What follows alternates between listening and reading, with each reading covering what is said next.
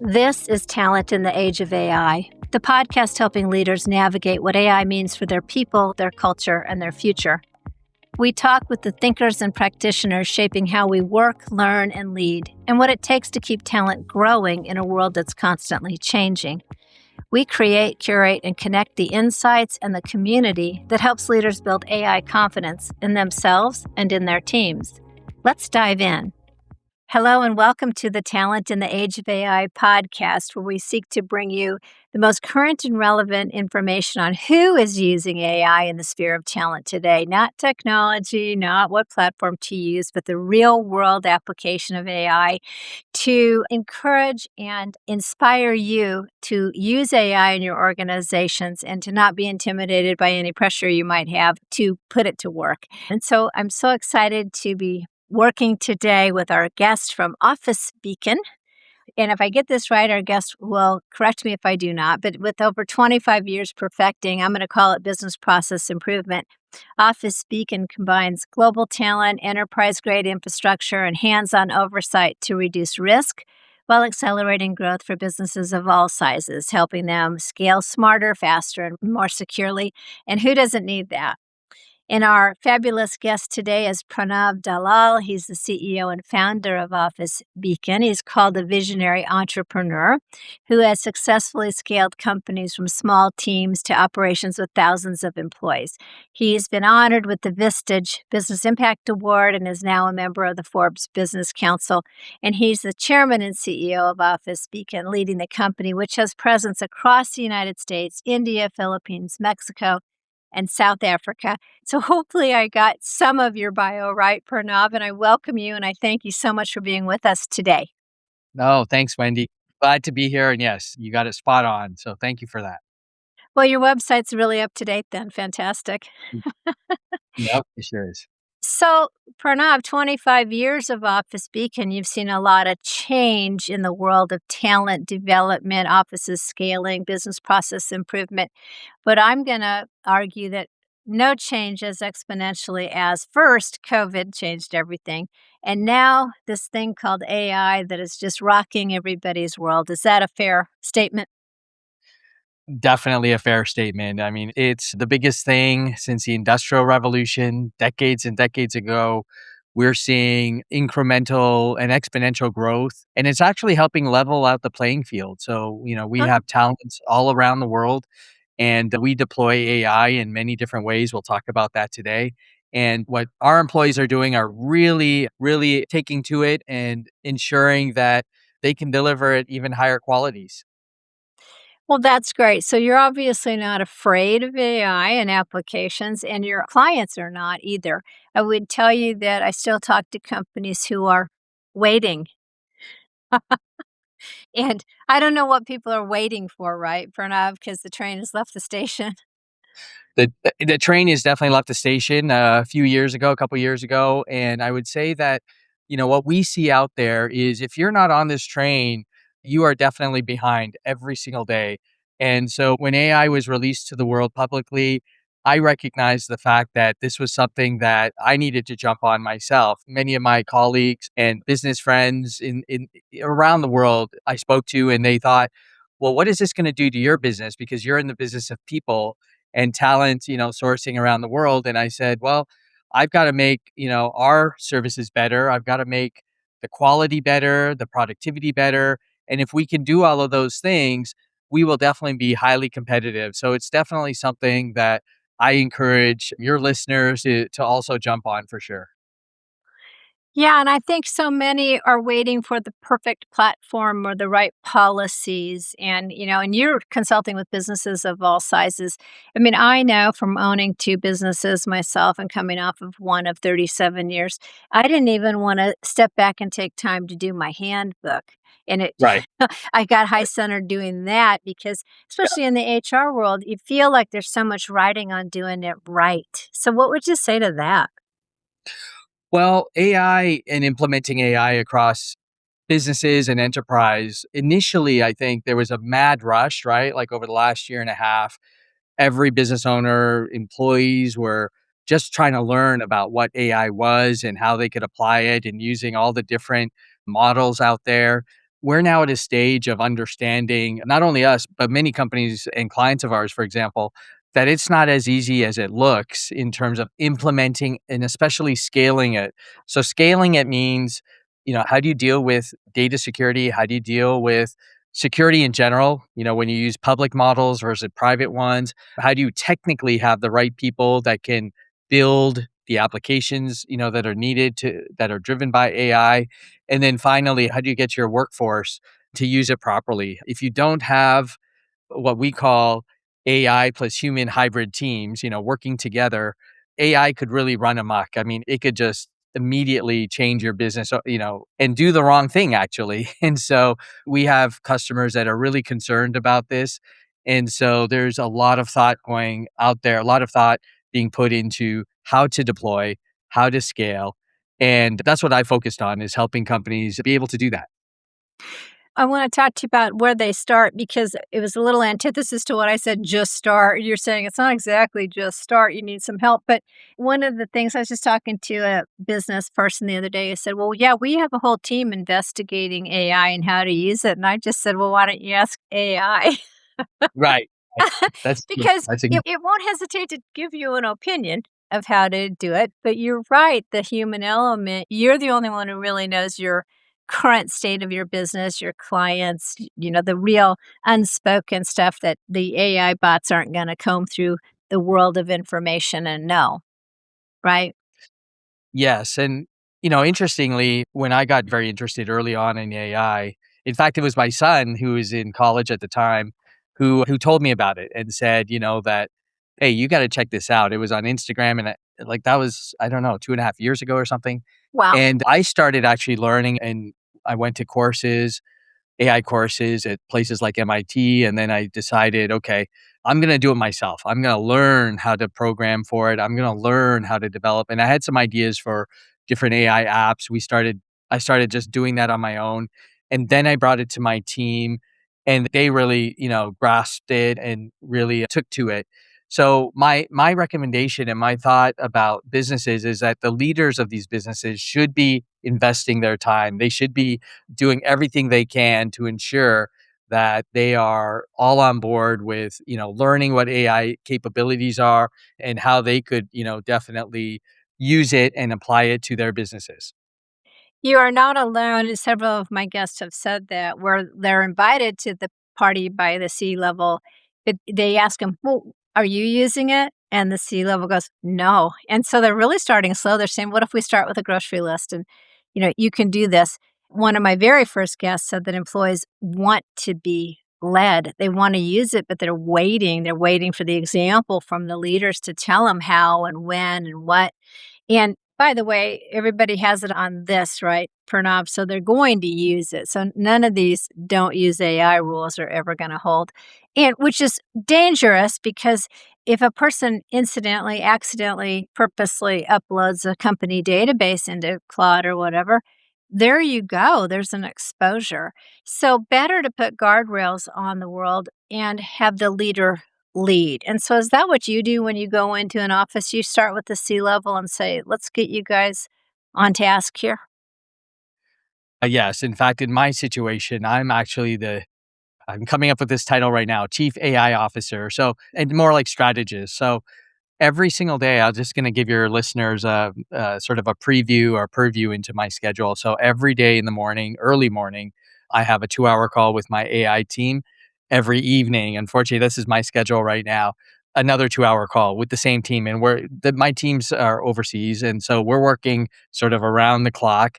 And it's a really interesting journey because I feel that it's what I call a gold rush. When I started the company, we were coming off the first wave of the internet, and it reminds me of that, but just multiplied by 100, because this is a time, an exciting time where, opportunities are endless and there's so much disruption going on with AI that I want to be part of that. And I want our company to be part of it. I want our customers to be part of it.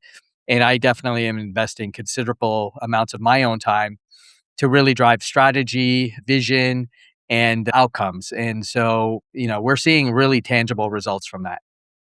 I love that. So People are going to make mistakes, right? And I think if we're so high centered and afraid we're going to make a mistake, we're just never going to jump on the train and miss it. Like you said, this is a gold rush and the time is now. So, an analogy in the gold rush, some people went and dug in the wrong spot and didn't find the gold, but they were at least digging. Yeah. And I think my personal opinion is okay, so you go the wrong direction, but it's so easy and almost instantaneous to change directions with AI because, again, it wants to please.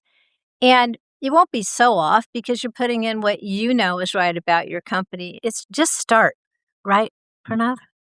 Yes, definitely. You have to start somewhere. And one of the things we do, Wendy, is that we start with something, we create an AI app, but then we have users that are testing it. And, we get it to a good spot where they can give us great feedback. And the great part about AI and development through, AI tools is that you can do the iterations very quickly. In old days, I'm talking old days, we're not talking that long ago, A year ago? having having a change in software, I mean, there was Yeah, so much involved. You'd have right. writing up the specs and, having developers work on it, project managers, testers, all this stuff going on. You still have that, but in just a different format. And so now things that would take, weeks or months are now taking, days, if not next day. And so that's the best part. You can get feedback and do iterations real quick. And that's what we're doing. We're just, moving very quickly. And what that does is the users that are interacting with, what you're developing, they get very excited because they're like, wow, like I gave some feedback and tomorrow like the next day you've got it. And Right. they're just encouraged and very excited. And that's what we're finding, that from our initial client base, it's, starting to use what we're developing as well as most of our employees actually. I love yeah, you're talking about the days of software development releases that were like 2 years apart when you're taking that whole time to perfect and you need the usability groups, the user groups, etcetera. Well, now AI is kind of all those things for you. Yeah. Tell me about that human computer interaction. And that was that my nephew has a master's degree from Carnegie Mellon in human computer interaction from 10 years ago because that was a phrase, Yeah. but that's what we're talking about today. And I think we personify AI, but it's still really, you know, AI. It's artificial intelligence. So, Absolutely. And I'm a firm believer, and my team is that employees, humans are absolutely still needed in the whole flow.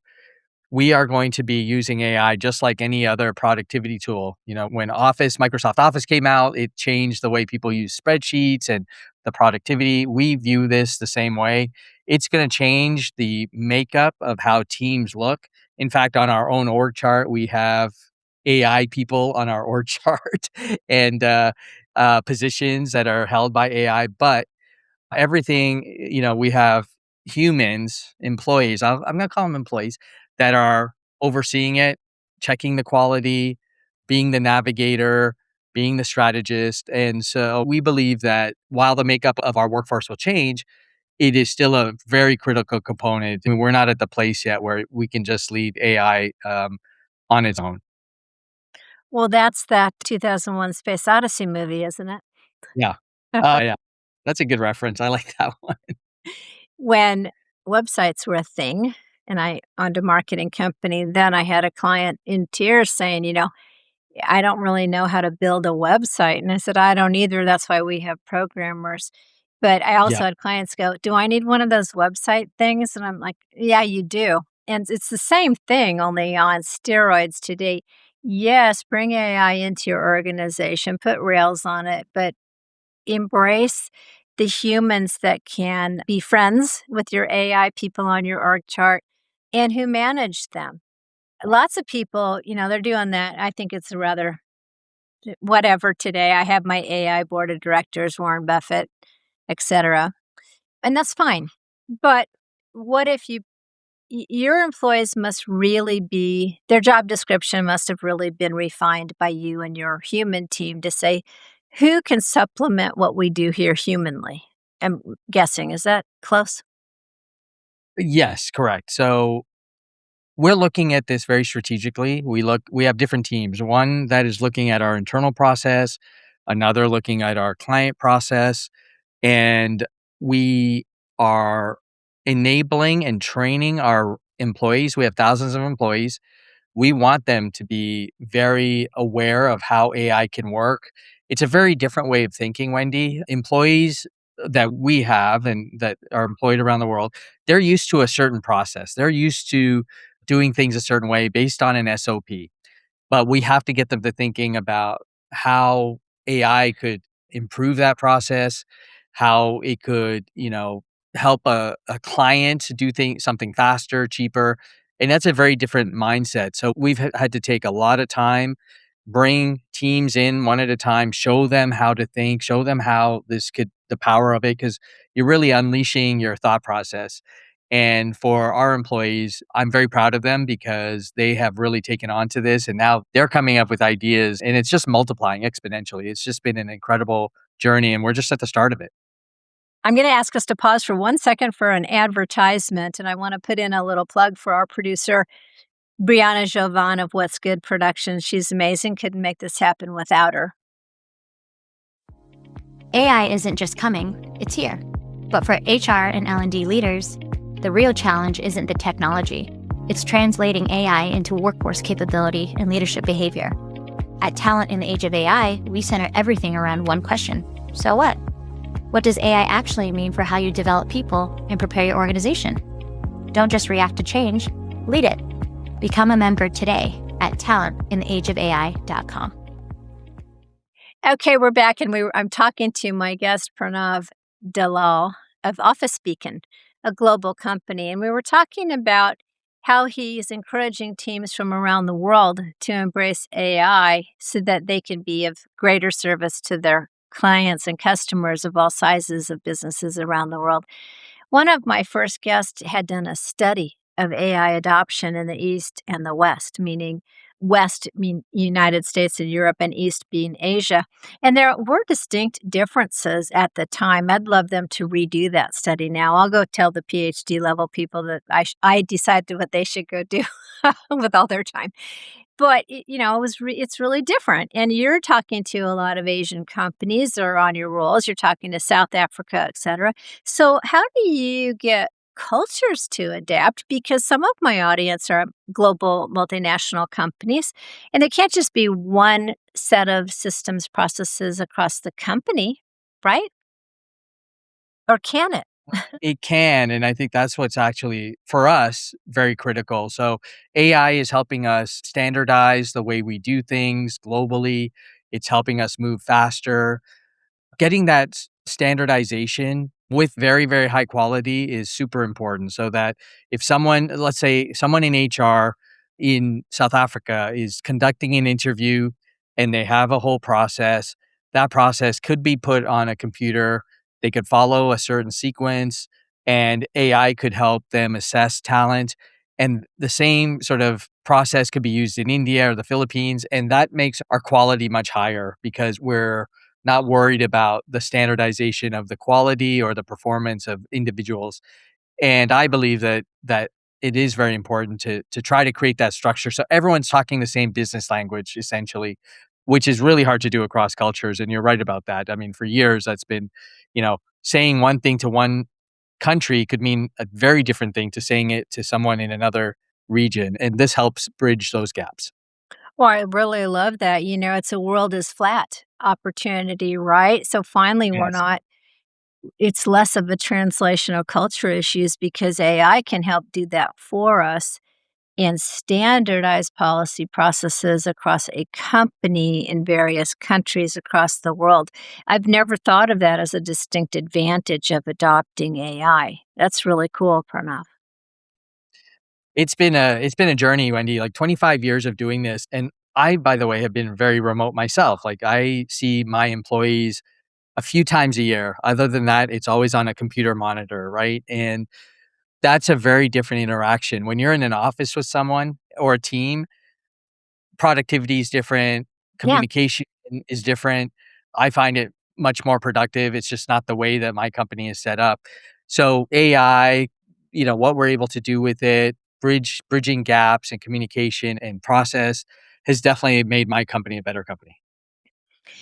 So you talk about HR. We have a lot of talent and development officers in our audience. And how do you use, can AI be your assistant, your cohort, your coworker in the world of upskilling and helping employees stay, keep their jobs in the day of AI, they're not be replaced by, and grow to be more productive for the company? Do you have examples of how you're doing that? Yes, I have a great example. So, learning management software is very commonplace. Many companies use it, usually larger companies, but with AI, with the ability to create your own LMS, learning Right. management software, you can definitely implement and deploy upskilling programs, training, and be able to deploy that with regular updates often. And we do that. And that's something that we do through video, reading, and testing and scoring. And that way, our employees are always, we can then bring them along on a path, a growth journey, and a growth path that they want to pursue. And that actually, at the starting point of that. But that's a definitely an area in our HR department that is enabling them to really provide a great deal of employee satisfaction, actually, because our employees are eager to learn and eager to grow. I feel like, having attended one of the major historic learning and development organization conferences a few months ago, I feel like we are helping unhook companies from extraordinary cost investment. And no offense to the LMSs out there and the Salesforces of the world, but you talk about a world that is being rocked because of what you just said. Must I invest in this system and the upgrades and the subscriptions and the training when isn't AI turning that on its head a little? So, internet stocks like Salesforce or HubSpot, etc., you definitely see a downward trend because of this mindset. However, I have an opposite view, which is when a company ventures into developing its own, say, LMS or even CRM, it is not as easy as business owners may think initially, right? Going onto Claude and basically, or Codex of ChatGPT and saying, putting in some prompts and developing something. It is quite complex. And we've learned that over the last year and a half ourselves. You still need a development team. You still need a data security team. There's a lot of complexity to that. How are you going to handle integrations with third party software and all the use cases that develop out of these software? So I'm on it definitely helps a company move faster, which it's doing for us. But there are merits to still these softwares that are out there who already have a platform investing in AI. And really every company has to make its own individual choice on how much they want to invest in terms of having that infrastructure. So technical people, development people, data security people, and the infrastructure like servers and cloud servers, all of that. So there's no one answer I can give for your viewers. I know from our perspective, we are definitely investing in our own AI team, but that may not be for everybody. So it's yes and, right? So you might choose to I think there'll be a flattening in those companies, the LMSs and the CRMs. They'll realize that AI is gonna help them be more efficient, so maybe they can pass those efficiency costs on to companies. And not everybody's gonna lose their jobs because of AI, right? Pranav, in fact, you just listed about 6 categories of humans that are still needed in this game. And to work with AI, but that you still need those employees on board. You can't. My supposition is kind of the C level is pressuring HR into going, can't we just fire everybody because we got AI? And labor is the number one line item. You own a business, I own businesses. It's the number one line item. It doesn't mean everybody's just expendable because AI can do it for them. In our case, we've actually grown our headcount. It continues to grow every month. I believe that, when a company is saving funds using AI, channel that into sales and marketing. Like, you still need to grow, you still need to get clients.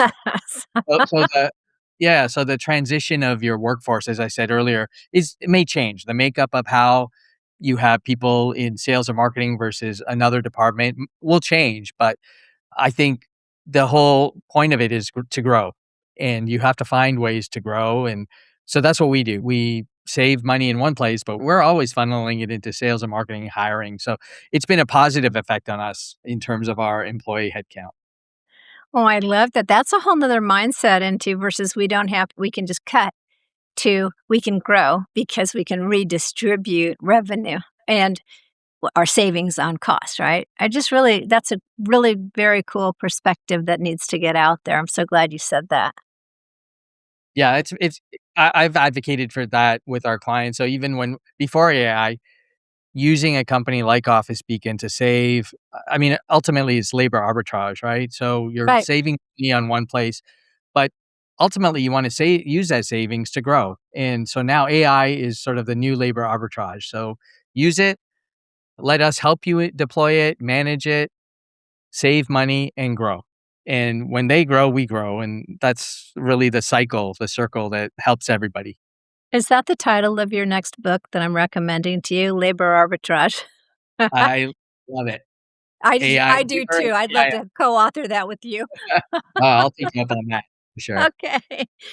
The world has changed. It's very exciting. And I think too, companies are hiring the young like we did when social media made it. So we thought, well, somebody young will approach that. They'll be a social native and all this. I think everybody has the ability to be an AI adopter and advocate and should be. If you're worried about losing your job and you're 40, there's a really easy way to become valuable. Right. Yes. Pick up those skills, take a course, make yourself learn something that others aren't, and use it in a unique way where companies will value the ideas you're coming up with and how to deploy them. So I definitely encourage that with our employees. We now have I'm going to say unleashed thousands of employees who are coming up with ideas every single day. And think about that. If you have, in our Yeah. case, 5,000 employees, you just get one idea from Yeah. everyone every single day. Like, Yeah. that's incredible. I love that. I have said on this podcast many times, so sorry to my loyal listeners that hear it, but I read a long time ago that CEOs sit there and people bring them problems all the time, and they're solving all day long. They would just die if somebody would bring them an idea. Right. And, a lot of people think, well, who am I to bring the idea? Or I don't have an idea that works. Well, this is your friend to your point. Yeah, just bring a new idea, something to consider, and then the background for why you think it'll work. You know how valuable you'd be in your organization if you were the one and okay, so it's crazy. I worked at Sprint, now Verizon, but it was in the day of divestiture. And, we were 3rd in line of AT&T, MCI, Sprint, and they hired this person, and I'm young, and I looked at him like he was from the moon or something. He was crazy in my mind, but he believed that there would be holograms, we would transport ourselves, and he had one idea after another that was just over the top insane. And I won't say his name, but I remember it because I remember looking at him like, "I don't get who you are." Well, everybody should have somebody like that on their staff that sees the great future and isn't afraid to dream about what's possible. And especially with the exponential change in AI coming today, it is possible. And frankly, we're not transporting our bodies like in Star Trek or something, but in a lot of ways, in our own way today, we kind of are, right?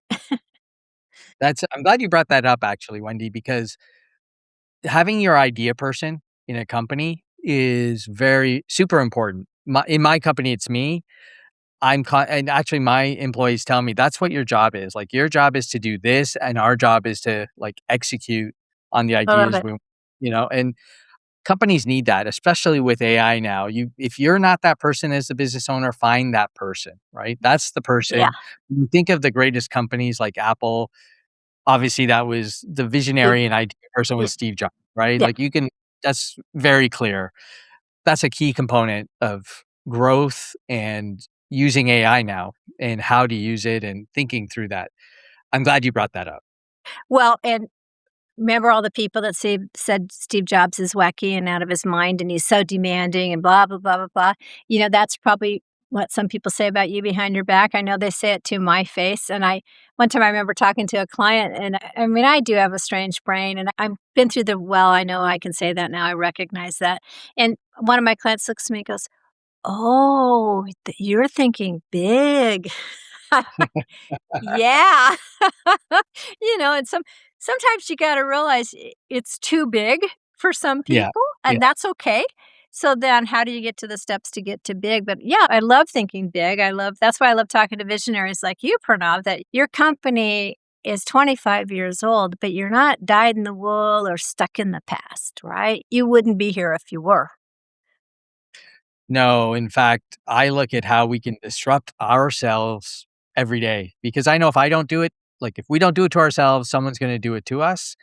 And the just going back to that thought about ideas, I was actually watching a video recently of Sam Altman when he was with Y Combinator, running Y Combinator, and he actually was talking about ideas that they would have these contests for founders and to figure out who was the idea person, the idea founder, because those are the ones that they were going to fund.